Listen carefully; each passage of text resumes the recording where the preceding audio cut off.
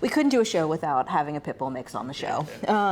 So we brought you the tiniest pit bull mix that we have right now. This is Ozzy, and he is, you know, what you would call probably the runt of the litter. He's about 5 months old.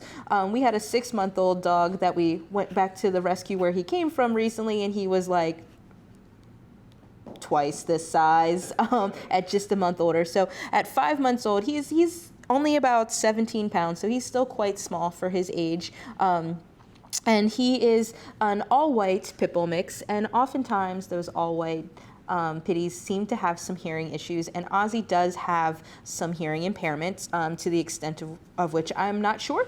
But you know, it's hard. Sometimes it can be a little hard to get Ozzy's attention if he can't see you, because he can't hear you. He is your typical puppy. You know, it doesn't. His hearing impairment does not affect his view of the world. He doesn't know any different. He's very affectionate, he's very playful, but also as a puppy, he doesn't have any manners yet. So he's relying on his new adopter to make sure that they teach him all of those basic good manners, you know, working on house training, obviously, as a young dog. You know, he just can't hold it for as long, and making sure that, you know, you're really implementing that training process, but teaching him not to, you know, climb all over people, or he needs to work on, you know, what is appropriate to put his mouth on. You know, we chew on our toys. But all of those things are things that you would get with any puppy, regardless of where you're adopting the puppy or the puppy's special needs circumstances. Ozzy has spent some time in a foster care, so he has been socialized in a home environment, which is wonderful.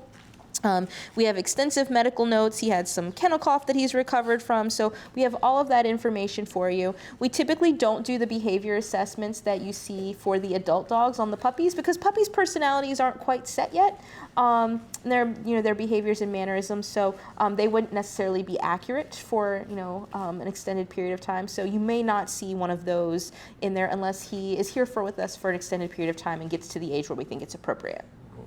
So you mentioned that Ozzy is hearing impaired. So how is training a dog like Ozzy different from another dog? So for the most part, all of those basics, you know, the things that we use, the positive reinforcement training, are exactly the same. But with a dog that's hearing impaired, you know, where we might use a clicker or give a verbal yes to indicate that he did something well, some people use like a thumbs up. The most important thing is, you know, understanding that you're going to have to use visual cues for him, because he's not going to be able to hear you, and teaching him to check in with his handler. You know, we want him to keep looking at you so that you can give him those cues. Otherwise, he won't be able to get them. Teaching him a really good recall, making sure that he's always on a leash, because he's not going to be able to hear, say, you know, traffic or anything like that. So there's a little bit of extra involved, but for the most part, it's the same as teaching, you know, any other dog. And we have had several other dogs with hearing impairments, and they get adopted relatively quickly without any issues. We've taken them to events. So it's just making sure that you're prepared to do those modifications. Some people create their own hand signals. Some people use ASL.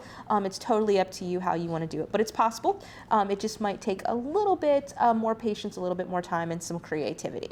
If you have the patience needed to raise a new puppy, and that's what you're looking to do, you can make an appointment to visit Ozzy by going to visit fcac.as.me.